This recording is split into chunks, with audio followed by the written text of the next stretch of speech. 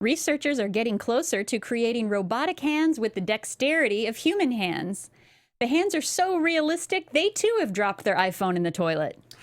It's amazing what scientists can accomplish when they pretend the experiment has a benefit other than masturbation. An Oregon far-right group called Patriot Prayer plans to hold a rally near Portland this weekend. Though in Oregon, being far-right means your gun shoots gay marriage licenses. True.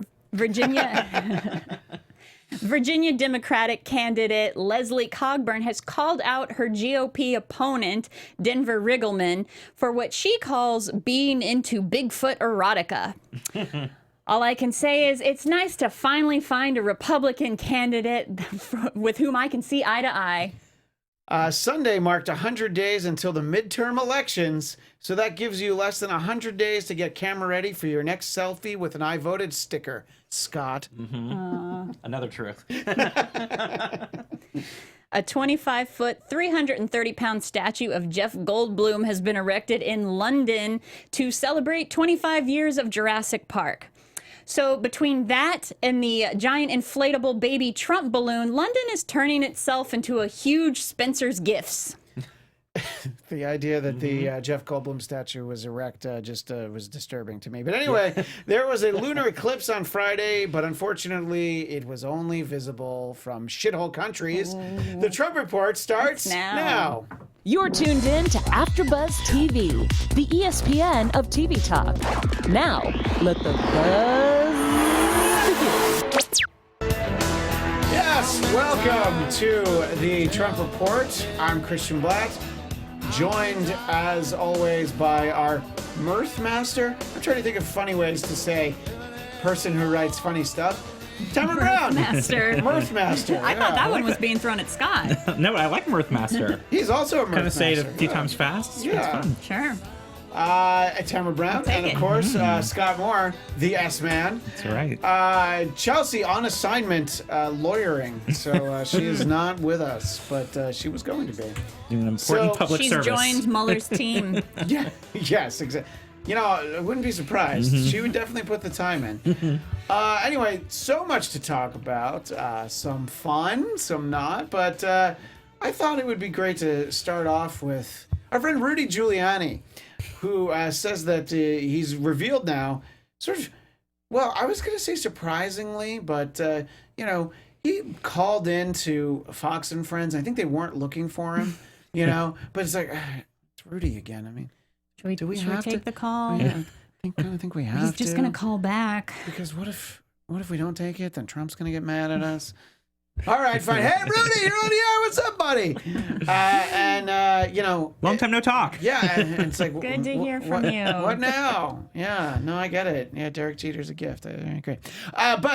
So he said that the Trump campaign, this is a quote from the Daily Mail, not a direct quote from Rudy Giuliani, but said that the campaign held top-level meeting before Don Jr.'s notorious Trump Tower get-together with the Russian. But he says that the president was not there, and it was not about Clinton dirt. Oh, that's fine then. All right. So it's this thing that sounds like it's not particularly good. It's not that bad.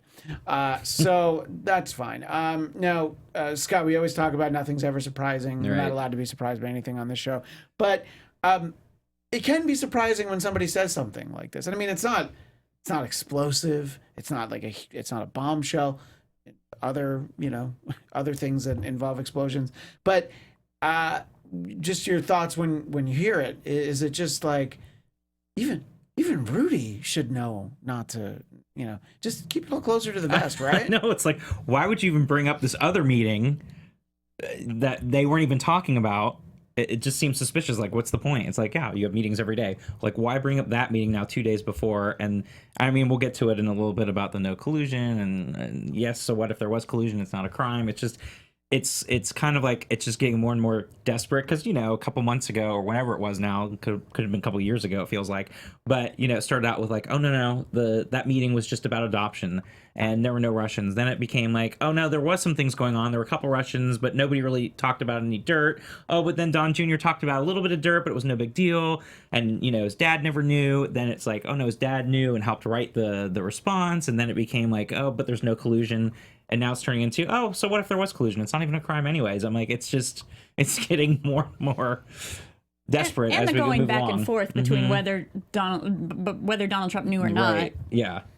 Right. And Well, that he look, let's admit to one thing. It's not that hard to believe that he didn't know, that he had no idea what was going on in his campaign. You know, I mean, I think. well, true in that sense, yes. But It just, not saying that, it could also just Yes be and like, no. No, the idea that he doesn't know something that was happening in the campaign, I think he certainly. The thing is, it's not that he didn't know that it was happening or does know. I think it's that he knows that it's happening. He does not know the gravity of what is happening. Like, he knows that there is a meeting. He does not care or have any feeling on the significance of it, I think. Interesting thing we're talking about, Don Jr. I saw that, he's in a relationship with Kimberly Guilfoyle from Fox News, and she resigned from Fox News. And you're like, why would you do that?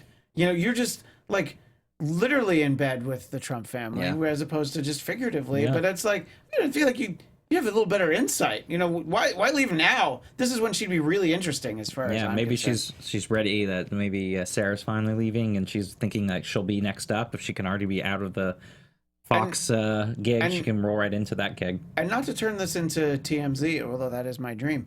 I think she was married to Gavin Newsom at one point. She was. Just the idea that just to where her headspace Yeah, it went was from at, extreme left, and now it's just like, look. I mean, she's probably going to shoot an elephant at some point and pose with it. So anyway, just wouldn't be surprised. Yeah, with her. But anyway, so we're talking about this idea that Rudy says that collusion is not a crime. This would be a great Chelsea moment because I feel like it is, but God, I don't know. Rudy Giuliani probably does know more about stuff like this than I do. I think.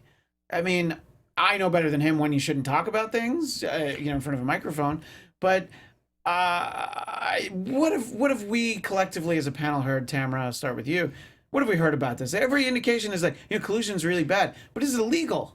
I think the way that CNN broke it down earlier today that I saw was that the word collusion, yes, that's not a crime, but collusion is not what the official charge would be. It would be conspiracy. It would be, what's the word? Starts with a T. Treason? Yeah. Those would be... it's so sad that English is my first language sometimes. Those would be the official... I actually thought you were doing the bit. I was like, oh, she's pretending she doesn't know what treason is. Like, words with friends. Words. No, but it's like... 6, 7 hours. We only have 3 on the panel today, so we got to spice it up with a little game. Now I'm just worried that you had a stroke. So, all right. So treason. But yeah. So, I mean, okay, technically collusion is not a crime, but that's that wouldn't be the actual crime per se. So they're trying. It would be the twist sitting words. down to like, hey, let's collude. That's fine, but then when you're actually in your collusion session, sort of those plans. Yeah, when you're conspiring. Well, so then what Rudy said is accurate. Colluding isn't against the law. It's a play on words, and again, as we know, to help continue to bring down the Mueller investigation and say it's not valid and it's a witch hunt and that there's conflicts and that they're all deep state out to get him, and continue to gin up the base to froth them up and get them to say no matter what happens with the outcome of what the investigation says, that they're going to say, oh no, this was all against him and it's all fake news and all that good stuff. It's all fake news. I mean, Tamra was just saying she's got her information from CNN, so obviously we can't rely on any of it. That's right. Also, I just want to remind any Republicans who think that this is in fact a witch hunt. I retweeted today the old photo of Robert Mueller's Marine photo and a list of the awards he received in the military. Very decorated soldier, Purple Heart recipient. He's a decorated veteran, and that's just something to keep in mind when everybody is quick to think that this is just just trying to pin down. He is Republican. Well, I was going to say, and Rod he's a Republican. Rosenstein is Republican. Just a reminder for when people are thinking that this is some sort of witch hunt. Which I guess is great for actual witches right now that no one's hunting. Yeah, for no them. one's focusing on them right now. Yeah, this is a great time to be a Wiccan. It is. Because It is. nobody's actually bothering them. They're too busy trying to impeach President Trump. By the way, how's the impeachment clock coming along, Scott? It's still the same at the moment. Yeah, so okay, so it hasn't budged. No, it hasn't budged in a while. Are we at a point where it's like an old VCR where it's just blinking 12 o'clock and we have to actually get in there and reset it? And reset the clock. Yeah, that's fine. No, we're going to wait and see. Like I said, it would always end up hinging on the midterms and getting into 2019. So, once we get past midterms, we see a big blue wave, then I'll be like, nope, it's 11:59 in 30 seconds. But how infuriating is it going to be when the Senate will not flip? But even if it did, you still need 2/3. Right. So You still need Republicans to come on your side. Yeah, a lot of them. Mm-hmm. And I don't know. I mean, I think that what Trump is most guilty of is having people not like him, and you have a lot of people who are just determined, like, well, we really don't like this guy, we should get rid of him. And it's the way people felt about, well, there's probably somebody that felt that way about every president, except for my favorite, James Polk. Everybody loved him, of course. But there's great people who are actively like, we got to keep Obama to a one-term president, and there's a lot of reasons why people thought that George W. Bush shouldn't have been president. But so there's always gonna Those were the days. You're always gonna have your haters. Oh yeah, no, now it's forget it. It's just like. Speaking of fake news CNN, there are a lot of commercials on for their they did a show on the 80s and the 90s, and now they're doing the 2000s, and you see like young George W. Bush, and you're also reminded when you see young Obama from when he first started, just like how much that job ages you. And God, I mean, Trump looked awful when he started. I know, that's what I'm saying. But the thing is, he doesn't look any different because he doesn't do it. Do you see his schedule? He starts his intelligence reports or intelligence briefings at 11:30 in the morning. Yeah, but then he's up to like 3 in the morning. I know. But I guess he's got to spend like 4 hours on the hair and getting it just right, and the orange spray tan. It's a process. So it probably takes 4 or 5 hours. So and he's got to tweet for at least an hour or two. Fox and Friends. It's just incredible. I can remember listening to George W. Bush speak and thinking like this: how can we have a president who is this inarticulate, who is this bumbling, and then weren't we so young and innocent in those days? I mean, just to imagine where we were going, which means after Trump and we get another Republican in the office, it's going to be Larry the Cable Guy. It's going to be... Look, I think that he would probably be really good at creating jobs, Larry the Cable Guy. You think so? I feel pretty confident that he would. This point about being sort of inarticulate and a bad speaker, this wasn't something that was on the list that I sent out to you guys. It was something I sort of wanted to talk about for a few weeks. Just sort of a general feeling. It can be your personal feeling and just how people in general think. Do you feel like it's okay to, be on a show maybe like this and say, oh, Sarah Palin's an idiot? Or is that too strong? And you should say like, oh, I think would you be nicer and say, oh, she's not that well read, maybe she's in over her head? Or do you feel, because I feel like it's acceptable to say, well, Sarah Palin's an idiot, and there's a reason I'm making this point. But what do you think, Tamra? You first.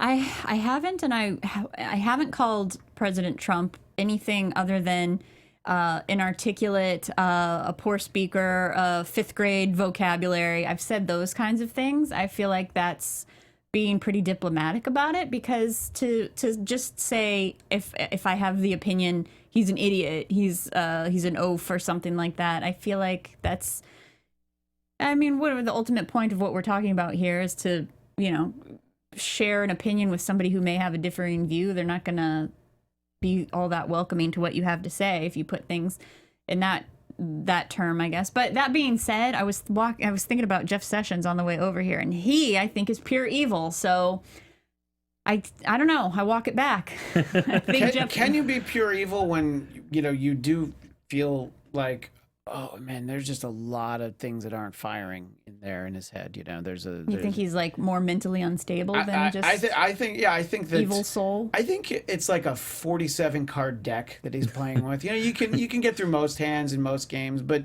you know, when you're gonna run into a problem when it's just a game of Go Fish. He's got all those Keebler Alpha recipes in his head, so that takes up a lot of space. So you know, trying to remember other things can be a little bit difficult. When you got to remember all those great recipes. I think he has a dark, damaged soul. Yeah, but don't we all? Yeah, no, to some degree. I don't know. No, we don't. See, No, that's good. no, we don't. We do not. But specifically, and the reason why I bring up Sarah Palin is I want to sort of make a comparison, not so much with President Trump, but it's sort of the same question for you, Scott. Do you feel like it's acceptable to be on television and call her an idiot because of, especially like from that Katie Couric interview onward? Right. That was basically the impression of her. I mean, look, I refer to Trump as Orange Clown, but at the same time, we're doing a little bit more of a comedic show. I think it depends on the show that you're doing. And if I was on Meet the Press or something, I'm not going to go out and call Trump an Orange Clown, because like Tamra's saying, if you're there and you're talking about points and reasons why you support or don't support a candidate or their positions, you want to have some backup and validity and facts, and you know, facts are a crazy thing nowadays, but you want to have something to support instead of just resorting to name calling. So I really think it depends on the audience, and is it a comedic show? Is it more of a, okay, we're having a serious discussion? And I agree, if it's a serious policy driven show, then yeah, calling someone by name doesn't do anything positive. Help. If it's a comedic show, then yeah, I think go for it, and definitely let your position be heard, because people are tuning in because they know that you're going to be comedic and you're going to be supporting one agenda or candidate over another anyway. So, and the reason I ask is because I'm wondering, I get the feeling people are afraid to say that sort of, you know, junior socialist in training, media darling, Alexandria Ocasio-Cortez, people are afraid to say that she's an idiot. And I'm not saying she's an idiot. She has a degree in economics. I just don't know that she studied that hard, because you see clips of her and look, she's on with Trevor Noah. That's not a gotcha. You know, and it's just like, I feel bad for her trying to explain stuff that I should be confused. Like, that's how I would explain it. I'm like, well, you know, you just got to try and, you know, tax other people. But it's like, but you have a degree, you're running. And, you know, look, she's running for a House seat or whatever. So it's, you know, it's not like you're running for president. And she's speaking for her very particular district. But there have been several, you know, and the occupation of Palestine, which I guess that's a specific, you know, political opinion, but certainly factually incorrect. And people were so quick to point to Sarah Palin. And is it because so many people want her to succeed? And I know that you'll get people. They were drawing a parallel between her and Sarah Palin? I'm drawing the parallel myself, because I'm just like, well, she doesn't sound like Sarah Palin, but she sounds like someone who is not as up to speed on things. See, I wasn't aware of this until you mentioned it last week, because I haven't seen the interviews I've seen her. Yeah, the interviews I've seen have been. And there was one on Firing good. Line, and so those are the two. And it's like, when I don't know, and when you're on, I'm using air quotes, smart shows, whatever, it can be tricky for people. But when you're just sitting down with Trevor Noah, I mean, he's not even American. He doesn't know what he's talking about either. No, I'm kidding. But you know, it's a very friendly setting, and I mean, there's like a specific 2-minute clip that was making the rounds, but I watched the whole thing, and it's like, look, she's not awful, but it's like, if I'm running against her, well, let me look at it, because I can actually quote some of what she said, because I just want to make sure she actually is saying something that is uninformed, because her being young and pretty and a woman, it lends itself to people, you know, not, you know, she maybe might not be specific enough in one answer, and that is right. And then it's the difference between that and Trump being able to say whatever, and have a badge of honor for not being prepared for things and just being incoherent, and people are like, you know, I mean, of course, most people can make fun of that too. But she looking the way that she does, presenting herself the way that she does, I would just worry that that's why I'm asking for, like, what exactly did she say? I'm not saying you're wrong. Well, no, that's what I was wondering what you were thinking too, because I thought you were going to go with, you know, is it where some people are quick when you're saying about Palin being called an idiot? I was like, is that more of a female thing versus a male thing? That's why I'm using her as the example, though, because they're both female, you know, and look, the world's a lot different than it was 10 years ago. I think that you're going to be a lot more careful when you say something bad about people, but especially when you're going to talk about women. And I just feel like it's a simple matter of the political leanings of each of them. And I'm not trying, Chelsea's head would explode if I'm not actually comparing, they're not, look, I mean, to be fair, I mean, Alexandria Ocasio Cortez, I mean, she went to BU. It's like the 5th best school in Boston. But still, I'm just saying, she didn't go to Harvard, so it's fine. But I just, I don't know, I feel like, my point is, I feel like people are afraid to talk about her in the same way they talked about Sarah Palin. And I'm just... I think it's just because people like what I'm like we're unaware of this, whatever it is that she said, because I think with Sarah Palin, she said things that were so seeing Alaska from her backyard. She said things that were so outlandishly ridiculous that it made headlines. And I think I want to make sure that anything that she says hasn't been that. I'm not here to defend Sarah Palin, but there were things that Tina Fey said as Sarah Palin that got attributed to her. So which was amazing. No, which is she was so good. Which, as anybody appreciates comedy, you're like, well, that's the dream right there. That is. But yeah. So I miss those days she's again. So back to Alexandria Ocasio Cortez, which I wish she had a fun nickname. Yeah, but it's a fun name too. Kind of fun to say. It sounds cool. Yeah. And look, when you have a big name on a ballot, you're like, oh yeah, that's the one. Yeah. Can't miss it. Her answers are inarticulate in the way where she's not really saying anything. So I could read this quote about what she's saying about people not paying their fair share of taxes. This is what was isolated, and it's I'll read some of it. One of the things that we saw is if people pay their fair share, if corporations and the ultra wealthy, for example, as Warren Buffett likes to say, if he pays as much as his secretary paid, 15% tax rate, if corporations paid, if we reverse the tax bill, these aren't ... because she said something. So it's just sort of, focusing the narrative. And maybe that's what it is, and it makes her look inarticulate. But... And again, maybe if she's running for a bigger office, you have this all buttoned down. I don't understand. What's wrong with that? She's not answering. She's not answering questions. Yeah, it's just it's like the way that I would talk about seeing the Iron Fist trailer. I'm so excited. I think that is an example of her being a young woman, because I think if we went through some clips right now, we could find 20 male politicians right now who do the exact. I mean, that is nothing that is. But yes, and I think it's like she needs to have. It's probably nervous. She's just spouting things out, and that happens. I mean, obviously, we know Donald Trump does that all the time. Right, Makes completely no sense. And that was the piece I was reading on. I was reading a piece on the National Review about her, but the point is like, well, just because Trump's inarticulate, it doesn't mean that it's okay for other people to. But I think. Right. When I've read interviews with her, it definitely reads better. So then I'm wondering, like, well, what do they do? Do they sort of truncate her answers? I mean, that wasn't even an articulate. That was just not answering the question, which is clearly and succinctly, which is mostly what a lot of politicians do. But I guess so. My overall problem, and again, it's a fairly small office that she's running for, so because it's in New York. I guess it has so much attention.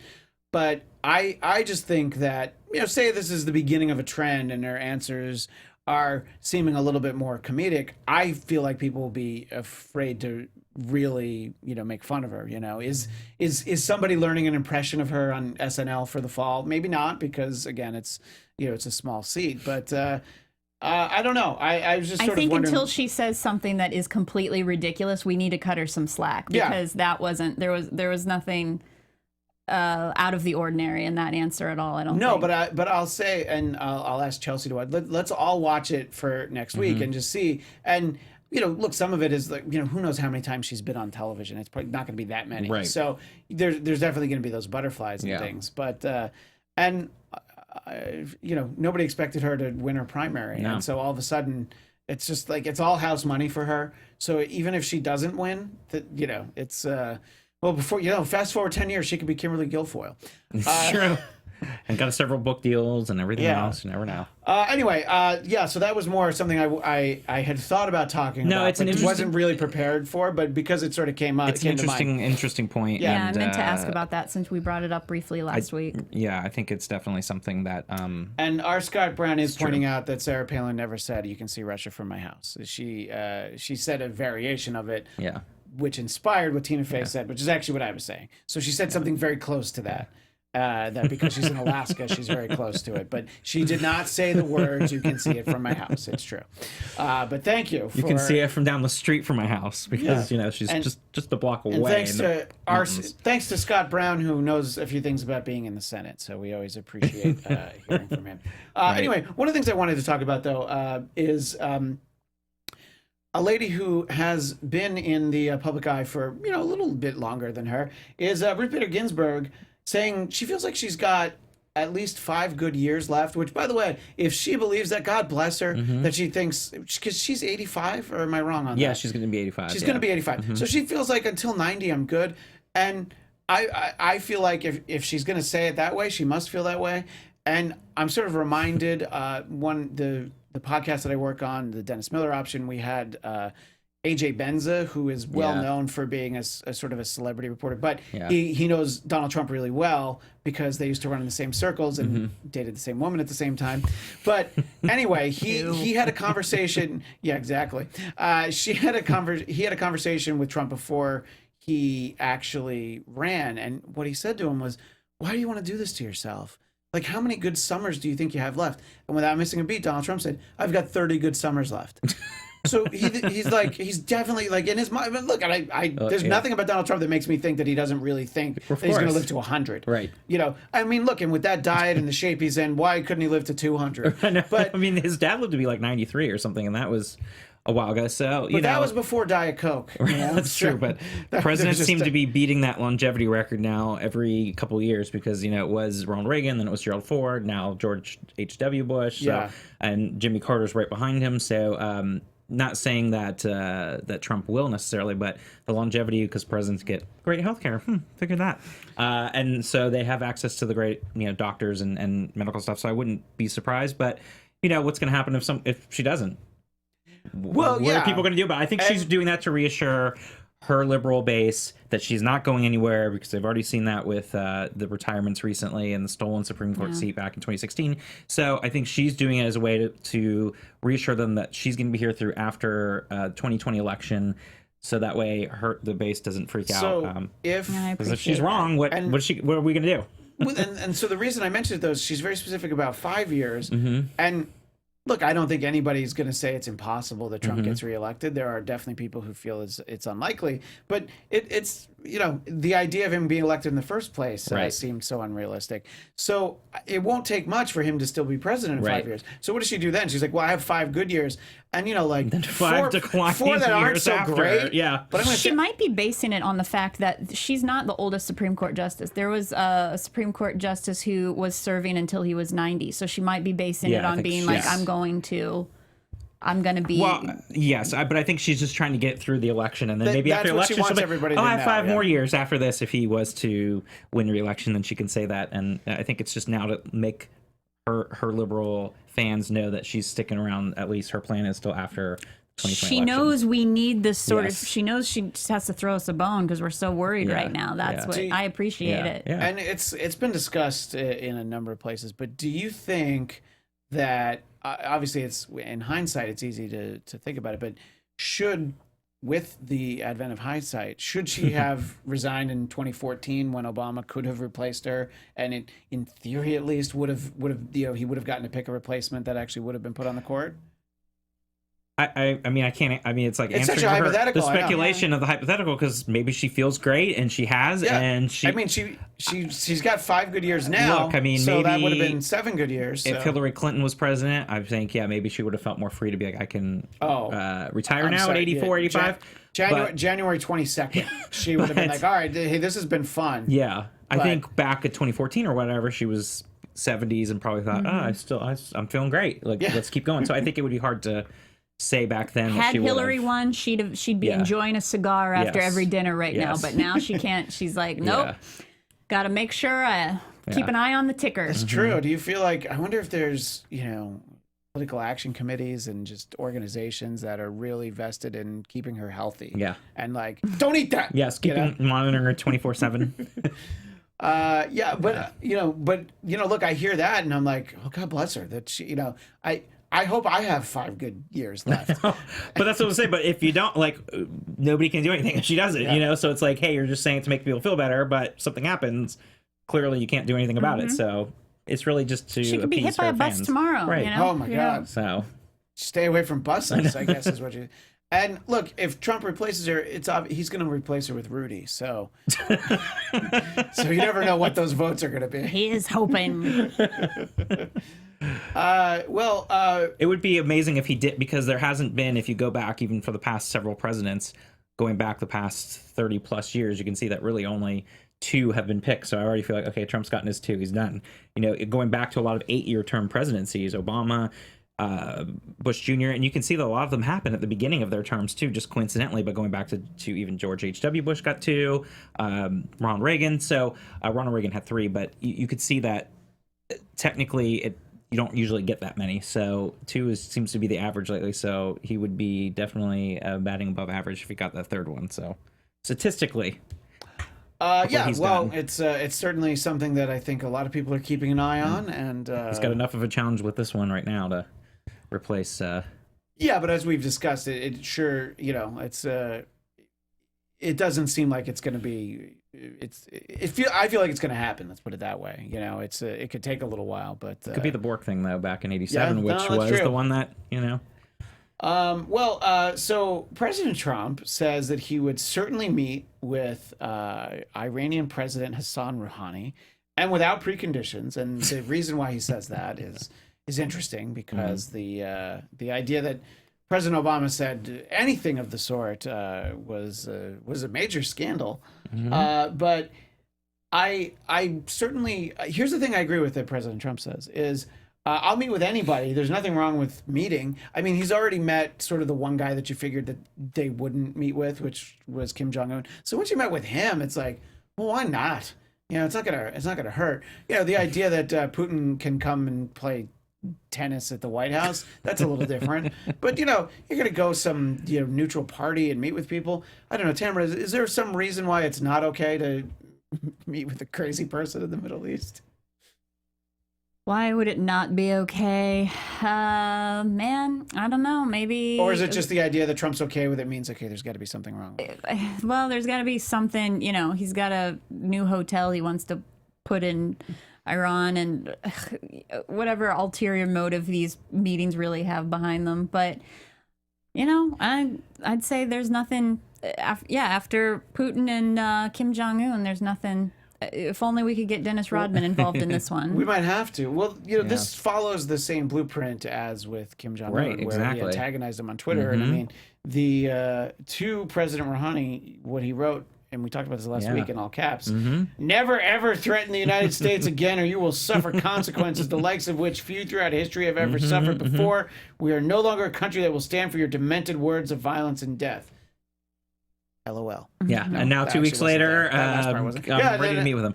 So it's like, oh, he's going to do this to everybody. Yeah, he's isn't going to he? do it to everybody. It basically goes with his whole MO, which is, let me throw up some chaos in there, just like the tariffs and everything else, and then all of a sudden he can act like he solved it all because, you know, he'll make some kind of bad deal with tariffs, and he'll then give $12 billion to farmers. And same thing with Kim. It's like he'll say that there's going to be hell and fury and all this fire and fury, and then, you know, 2 weeks later he's like, let's set up a meeting and talk. And same thing with Iran. It goes with his thing of throwing up chaos and then trying to fix it and act like creating a solution. Yes, and that he did this amazing thing when he was the one that created the chaos to begin with. So he's fixing his own chaos, but it seems to be his thing, and some of his base just lap it up and think it's incredible. You know, it's like, but if somebody else did that, if Hillary Clinton did that, talk about impeachment, there'd be impeachment hearings the next day. So it is kind of ironic that they'll let him get away with that and continue to add to the chaos and then try to fix it. You know, it's funny. That's his Something MO. you said as an aside just made me think. If Hillary Clinton had become president, the makeup of the House and Senate would have been the same,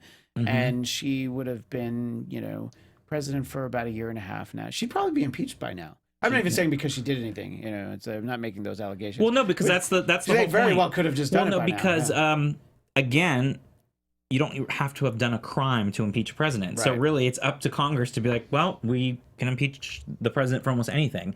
So yes, they could have at least be going through the trials and be, you know, rehashing Benghazi or emails or something. I was by gonna say now. all they would say is, Yeah. "But her emails," and that's all Yeah. it would have been. So, Yeah, I don't know, just things to think about. That it's obviously very difficult to impeach President Trump, but President Hillary Clinton easily could have been impeached by now. Were you going to say something, Tamra? I think the media, I think we all need to just start ignoring the tweets, no matter what it is. Just ignore it. Do not add fuel to his baby fire. Just ignore the tweets. I myself am not going to make jokes about his tweets anymore. But so I put hard, into the just fanning the flames of this attention that he needs over this sort of sensationalism. So I wish that the media would. I wish somebody would start some agreement amongst journalists to no longer just report on any tweets whatsoever. Just ignore it. Just focus on immediate policy and exactly what's happening. Right. From a comedy standpoint, fortunately, there are plenty of other things that you can focus on. So. The thing is, in the climate, the way that it is now, comedy is no longer. It's all a matter of what information is being presented to the public, and unfortunately, whether it's coming from the mouth of a comedian or whether it's coming from, a trusted, who's the Walter Cronkite of our day. It doesn't matter. I don't think we have one, but I know what you're saying. It's being put out into the ether where people are absorbing it, and that's all that matters now. It doesn't. What about Sarah Huckabee Sanders' tweets or Mitch McConnell's? Or Kellyanne Conway's. There's so many good ones out there. Mitch McConnell can't ignore them all. Scott, you wouldn't be able to stop yourself. I can't stop. Yeah, that's all right. He's so ridiculous. Theirs I don't mind. Theirs we can still report on good, because they're so ridiculous. Yeah, but they're not as reaction. They're not as There seems to they're be a not stronger rodeo clowns. There's like a stronger tether to the real world when you read Mitch McConnell. You're like, oh, I don't like you. I don't like you. I don't like what you're saying. But this isn't a. I wonder if if you scroll through all of Mitch McConnell's tweets, which that could be fun for you, Scott. Yes, exactly. Has he ever done one all caps? Yeah, that's true. He hasn't. And if it is, it's probably like TGIF. Am I right or am I right? One of those. But speaking of Mitch McConnell, he has said that there will be no government shutdown. But President Trump has said that the way that the headline gets written is that he's willing to shut the government down over the border wall, which is not inaccurate, but what he's saying is that more funding for the border. Well, so it's not just that in particular. Well, it's inaccurate because he can't shut the government down. It's up to Congress to be able to do that. But he's saying he has no problem with it. And then Mitch McConnell's like, yeah, it's not going to happen. No. It doesn't go well when the government is shut down. It's also not the catastrophic thing that we're always told it's going to be, because it never lasts that long whenever we've had it. Right, So. but it's not good for the government workforce that depends on their pay and everything, while these politicians are still getting paid during the shutdown. So it never looks good. And as the Republicans learned back in 2013 when they shut down, of course, it was a year before the 2014 midterms, but when they shut down in 2013, they got the majority of the blame, and they know that going into a very contentious, potentially close election where they're going to be losing seats, to have them shut down the government, they know that they're going to be blamed for that because they're the ones that are have all three. They're the ones who get to do it. Or two branches of government there. So it would not look good for them, and Mitch McConnell knows well enough that it would not reflect nicely on them. So they know better than to go that route. And of course, Trump doesn't care because he's not the one up for re-election this year. So no, he's got plenty of time. No, he's got when we were talking about Mueller before, I forgot about this story that I wanted to get to, which is Trump lashed out at Mueller for saying that there was a conflict of interest because they had bad business dealings. Tamra, who have we heard from that had good business dealings with Donald Trump? Good question. I know, right? I mean, because in my heart of hearts, I feel like it's Putin, but we've not actually heard that. Yeah, exactly. Who has had KFC? Well, see, but that's sort of that's a more incremental kind of like a transaction. That's not like a big business deal. Although you never know. Maybe he prepaid in bulk. He's just like he gave like $2 million to KFC. Melania's clothing line, or I was not? Gonna say Melania herself. I meant Ivanka. Ivanka's clothing line. Her clothing line's not doing well at all. Look, President Trump mixes up the two of them all the time, so it's fine. God. Yeah. So Yeah.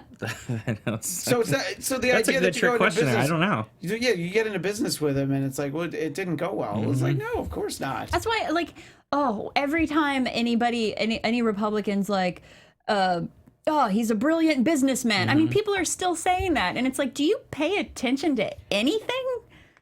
I mean, he's a businessman. I mean, he has a record as a businessman. I mean, I have an Etsy store. Am I a businessman? You know? No, you're like, a business person. Or business Please. woman. You know, like, I don't have an Etsy good store. one at that. But it's like, I was excited for your I was Etsy too. store I was for really that. thought you had one. I was like, hey, I don't have an Etsy store. maybe that's what you need. No, Do now. you don't have an Etsy store. I don't have Yet. an... Yeah. So, just checking out the chat. Thanks to everybody that's in there. We appreciate that as always. Speaking of Mitch McConnell, can I make one little side note real quick? Please, yes. So I heard this news. This is newsworthy about Los Angeles and the Olympics coming. You know, we're trying to God, I expand. forgot. We're trying to expand the Purple Line, which is for anybody outside of Los Angeles. That's part of the LA metro system. Which has been successfully expanding, and we want to expand the Purple Line. The Purple Line expansion, we were granted before Trump took office. We were granted a federal budget to fund that through the Department of Transportation, and that was granted. And now there's this issue with the Department of Transportation where they are not giving the funds to cities that have already been approved for these projects. And the Secretary of Transportation is Eileen Cho, Mitch Yes. McConnell's wife. Yep. Also an alum of the Heritage Foundation, which is probably the reason that these contracts are being held up in limbo. And it's not just an issue of California's a liberal state. It's not blue versus red. It's because there are red cities that this is happening to Right. also. But it's just something interesting that I saw Yes. popped up, and And it Mitch is- McConnell reminded me of that. Yeah, and it is true. And then they made it seem like they were going to approve them, but they were looking into them again. And then, of course, nothing has happened over the past year plus. One of the things that I really want to wait until Chelsea's here to talk about, but we'll touch on briefly, is they crunched the numbers on the fact that Chelsea's friend Bernie Sanders has called for Medicare for all, and that would cost a paltry $32.6 trillion. And even if you raised some tax brackets on Warren Buffett's secretary or whatever all those plans are, that's still an insane amount of money that it's like, sure, you can spend it. Where does that money come from? And I think that, well, see, here's the thing. I mean, who knows when Bernie's going to run for anything again, if ever. I mean, at some point, you got to figure he's just like, yeah, how many good summers do I have left? I mean, Christian wants everybody dead. No, just in Vermont, the summer's It's like a Grim Reaper over here, just Vermont, counting it's everybody's... like- summer's like 2 2 weeks months. in Vermont. Yeah, I was gonna say 2 months. I was giving him 2 months. Credit. So, and when you get to those numbers, though, then it sounds so imaginary that probably Well- most people are just like, okay, whatever. Well, of course. I mean, they are, but also we have to, and I know Chelsea, if she was here, I'd have to say in her defense, it would be who's paid for the study. What That's is a the good study question. breaking it down? crunched Again, the this is, yes, who's crunching the numbers? Where are they getting those numbers from? Again, this is over a 10-year period. It would be that much. So how's it break down yearly? And George Mason University in Virginia. yeah, so All right. you gotta So put it's a not lot. the Heritage Fifth Foundation. best Right, but you school still, in yes, Virginia. in Virginia. You got to look at all those things and say that it's one study. Not to say it's not going to be expensive, but the issue with that is saying, oh, it's too expensive, we're not going to try. There are a lot of things that we could do, and it's also saying, what is the Medicare for all covering? Like we talked about, other countries have it, but there's still the basis of private insurance. Others have a base level of like, this is what you get for the money, which could be substantially lower, saying you get basic care, you get, one doctor visit a year for a physical. It could be, X, Y, and Z where the cost would go down. So again, it's like, what did they factor in with that study for that cost? How much are the states putting into that? I mean, there's just a lot of things there that aren't really put up there, so it just seems like look at this number, and it's so crazy, and see, this is why we can't do it. And when you throw out a $32 trillion number, of course it sounds fantasy and crazy, and then right away you're getting people to shut it down without really investigating further of what goes into how they got those numbers and what it's covering and all that kind of stuff too. So I would be very quick, carefully looking at that before I start judging exactly where it came from, because I think there is definitely a place for it. It just depends where we're going to draw that line of what we're covering. Well, you heard it here and first, how. everyone. Scott's going to pay for Medicare for all. I am. I'm going to write that check right checkbook. now for $32.6 trillion, and you can just take it to the bank right away and cash it, and it's all good. Sweet. I've got 33 trillion. I'll pretend I know how many zeros that is, but it's a lot. I've got another $1 trillion left over after that, so I can afford 32 trillion. So no big deal. we should really have been basically putting a little list of like topics we're saving to talk about with Chelsea. Yeah. But Tamra, we keep running out of time for something that we'll just spend a few minutes on, because I know you want to talk more about it when Chelsea's here. But talk about a conversation that you and Chelsea had on this show led to you doing some homework. Well, it's two separate things, because there was one show a while ago when we were in the midst of when they first started separating children at the border and the zero tolerance policy back in June. So I brought up the point, I said, because then we were, you kept hearing conservatives were saying, this was Obama's policy, Trump is just continuing it.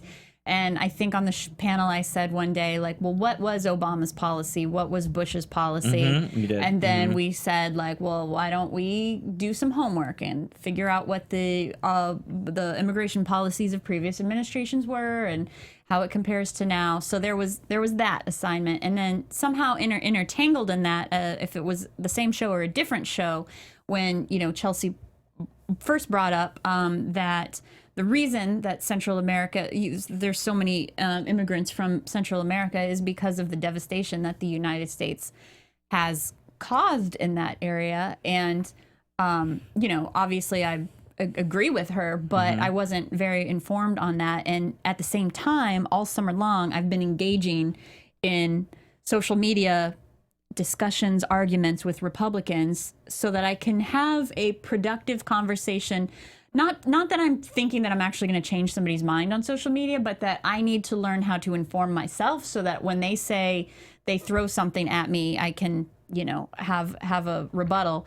So I asked Chelsea outside of the studio, more information on Central America. And so she has been sending me, resources on the various things that the United States has done to bring Central America to the state that, to the crisis that it's in now. So we can wait for Chelsea to kind of talk more about Central America, but talking about the immigration portion of it, I'd be happy to do now. But the immigration policy is, I think we all on this panel know that Obama deported more immigrants than any administration. Right. And when Republicans say that Trump is just continuing Obama's policies, what's incorrect about that is that Obama did not separate children, did not actively. People who worked for Homeland Security during his administration say, we can't say that it never happened, but we were not actively separating families. It was only in rare instances of, we can't prove that this parent is with this child. This man has drugs on him. We have to take him into custody for other reasons. So there were circumstances like that, as opposed to the Trump administration that is actively or was actively separating over 2,000 children from their parents who still are not. There's still like less than 500 that still haven't been reunited. I'd say more so than that. The largest difference this is something we all know here on this panel, so this is nothing new to us, but the conversations that I've been getting in with Republicans they seem to not see what is wrong with the way that Donald Trump speaks about immigrants crossing the southern border, when he calls them gangsters and criminals and makes it sound like it's all gang members and crimes are being committed left and right and that kind of thing. And that is the crux of the arguments I've been getting into, where this is a racist issue, and people who actually believe this thing don't see it that way at all. And it's just such a such a standstill between my point of view and theirs when I'm saying it's ridiculous to me, the person that's like, how dare you call me racist just because I believe all immigrants from Central America are rapists and murderers and gang members. Why does that make me racist? Do you find that they feel that way about all of them? Like, is well, that... they'll say, you know, and I'll point, because the conversation will always start with me saying, you know, he has this rhetoric where he is calling a group of people dangerous, criminals, gangsters, and then they'll say, well, he doesn't mean all of them. And it's like, that's not how generalizations work. Right, that's what I say. It's you a know? Generalization, like, and that's exactly what a generalization is. If I say all Republican, or if I'm sorry, if I say Republicans are racist, then you have to agree that you're fine with that statement, because obviously I don't mean all of them. But like that's what a generalization is. You say a group of people is XYZ, and you're putting it out there that this is what these people are. It doesn't matter the percentage that you're referring to. Like, I think that's such splitting hairs for somebody to say, well, clearly he doesn't mean all of them. No, it's not clear. He means all of them. He means, well, and the only two quick things I'll add is one, like we've always talked about, the people that are hardworking and not have criminal backgrounds or anything, don't want to leave home unless they absolutely have to. You're leaving everything behind, knowing that you're crossing legally or illegally, whatever the case is, and having to live with family members in a studio apartment with 6 people. And the thing that most people don't realize is, you know, everything that you do has to be paid with cash, so you don't have any credit, which is a U.S. thing. I even have a friend that's trying to come over legally and get a work visa. And the fact is, it's like she can't even rent an apartment because she has no American credit. She can't get a car, even though she has the money, because, she has no American credit. To be able to get jobs, people want to look at credit. There's a lot of things where just people think that that these immigrants roll in and then they're stealing all these jobs and they somehow are taking from the government and everything, where they're living pretty miserable lives compared to most Americans, because they're having to bunk up with 6-7 other family members in a 500 square foot place, working 2 or 3 jobs just to make ends meet, leaving everything they know behind to seek out a better life for their kids and everything else. And it somehow gets lost that somehow they're coming in and these are criminals, they're coming in to wreak havoc on America. And it, like you said, it's just that generalization. And I see from people, especially here in Los Angeles, where you see a lot of immigrants come in, and that they're coming in to make a better life. They're coming in to start their own businesses, do really great things, and somehow it gets generalized as a negative. And like we all know, the whole country was made from immigrants. And if they're not from Europe, they're not fair-skinned and white, you know, it's like it's considered not good. But if they're Norwegian, then that's great. Well, that's what I was going to say to you. Is like, Scott, but white immigrants, all right? Right, so if they're Northern European, you know, and the slaves too, I guess, and they speak English, yeah, or close enough. Yeah. Anyway, that's a whole other thing with. If you want to blame Obama for something, if conservatives want to blame Obama for something regarding immigration, they can blame the fact that his administration, as we know, in 2014 had the most unaccompanied minors than we had seen before. And so what Obama's policy, because this was unprecedented, there was no protocol at that point to handle this, because this was new. We didn't know how to handle this at this point. So what he did was they tended to be sent to a family member who was already in the country while they awaited their trial and prosecution and stuff like that to handle that.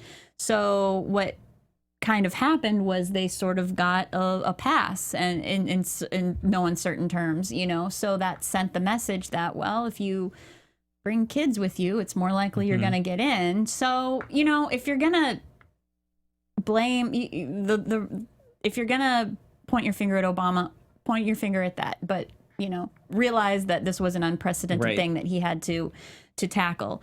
But he still was really strict on immigration, which is possible for a president to do without using hateful, xenophobic speech, where you're blaming people. Another person I got into an argument with was like all about how people compare Trump to Hitler. That's insane. That's ridiculous. And all I'll say is that both people took a group of people and blamed that group of people for the country's problems. They're why it's hard to get work right now. They're why you lost your job. They're why you don't have much money right now. You're blaming a group of people for the country's problems. That is definitely something we saw before. Well, it's something that strong, dictator type, fascist type governments do. Blame everyone else, blame the media, and then you consolidate power by saying everything else is not what it is because it's everyone else's fault. I think the problem with the Hitler comparison is that it happens so often, and these are not new people that are being compared to Hitler, and there's the lengths that make it a tough comparison to swallow. Sure. No, you're sending people back and you're separating them. But when you hear the things of like, oh, we're going to just take your kids to take a shower and then you don't get them back. It is unfortunately eerily look, those kids are still alive, so it is definitely different. But I understand what you're saying. It is unfortunately has echoes of it. Well, it is not the same thing. It isn't the camps where you're systematically liquidating 6 million it's people. offensive to what happened then to people. But you can still feel like it feels a little bit like it. Like this part of the narrative can feel like the beginning part of that narrative. And let's not just compare him to Obama. Like Bush and Clinton and Reagan and any previous president did not refer to immigrants in those terms, except for dating back to when the Chinese Relocation Act was, when we just had these blatant acts in 1882 that was just like, let's get rid of this. Was not mincing words about we are getting rid of Chinese people right now with this act. Who never did that, of course, was my favorite, James Polk. But anyway, we are indeed out of time here on the Polk Report. But I hope we're able to continue the conversation with Chelsea next week. There's still a lot more to go. If we don't continue the conversation next week, that means it's been a really crazy week and we just didn't have time for it. But we appreciate everybody who joined us. And Chelsea was really here in spirit because we talked a lot about her. But we will be back. Remember, we're on Mondays for the next few weeks until Labor Day. So you can find us Monday at 4 Pacific, 7 Eastern right here on AfterBuzz. You can follow me at ChristianDMZ on Twitter and Instagram. Tamra, where do people find you? You can find me on Twitter at HeyTamra_. And you can find me on Twitter at SMan80. All right, thanks so much, everybody. We will see you next Monday. Bye. Bye. From executive producers Maria Menounos, Kevin Undergaro, Phil Svitek, and the entire AfterBuzz TV staff, we would like to thank you for listening to the AfterBuzz TV network. To watch or listen to other after shows and post comments or questions, be sure to visit AfterBuzzTV.com. I'm Sir Richard Wentworth, and this has been a presentation of AfterBuzz TV. Buzz you later. The views expressed herein are those of the hosts only and do not necessarily reflect the views of AfterBuzz TV or its owners or principals.